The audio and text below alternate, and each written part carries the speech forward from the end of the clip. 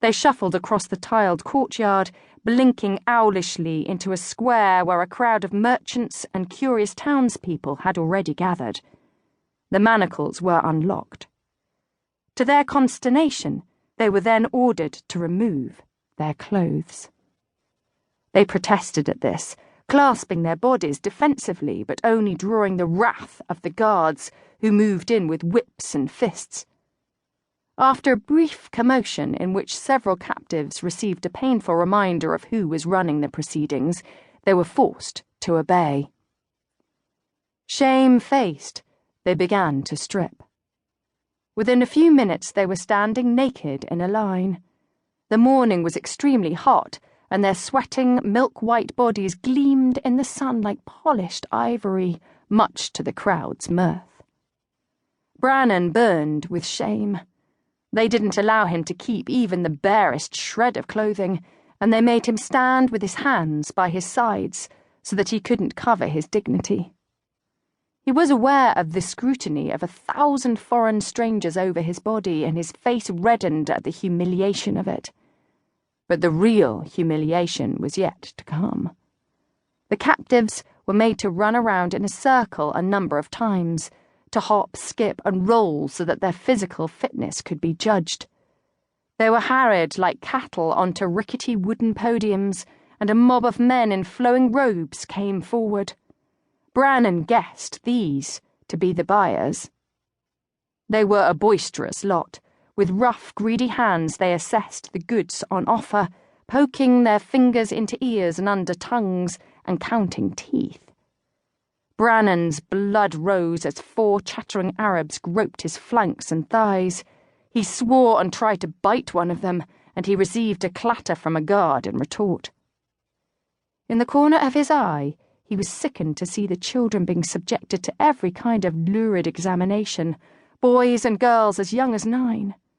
The boys were forced to bend over and display their bare buttocks for the benefit of several leery-eyed men, while the girls had to allow their most intimate regions to be fingered and probed so that the buyers could be satisfied of their virginity.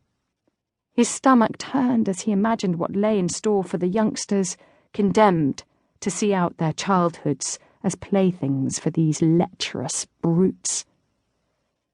The captives were in varying states of well-being, some thoroughly emaciated, skin grey and limbs brittle, and the buyers quickly separated the quality from the substandard. Brannon found to his dismay that he was among the 6 or 7 most highly prized in the group. They crowded around him, and the competition became spirited. They growled and spat at each other, gesturing wildly, rolling their eyes to heaven. There was a whiff of violence in the air, yet somehow they were managing to reach agreements.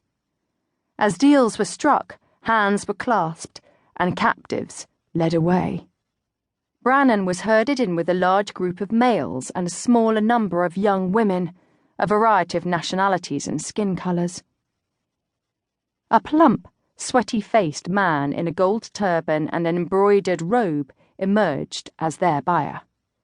He was admiring them with a proprietor's avarice, his beady, suspicious eyes darting from one to another.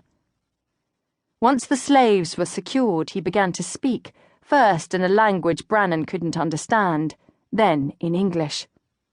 "Slaves and infidels, I am Abdullah el-Karouche. Today you are most fortunate, for you have become the property of His Royal Highness Moulay Yazid, Sultan of Morocco. May Allah's blessings be upon him forever.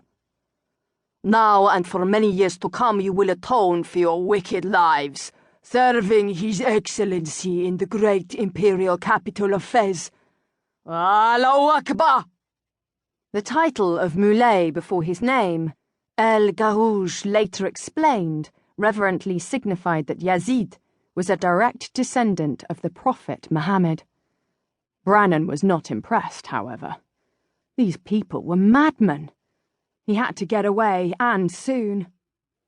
Once they reached their next stop, an opportunity would surely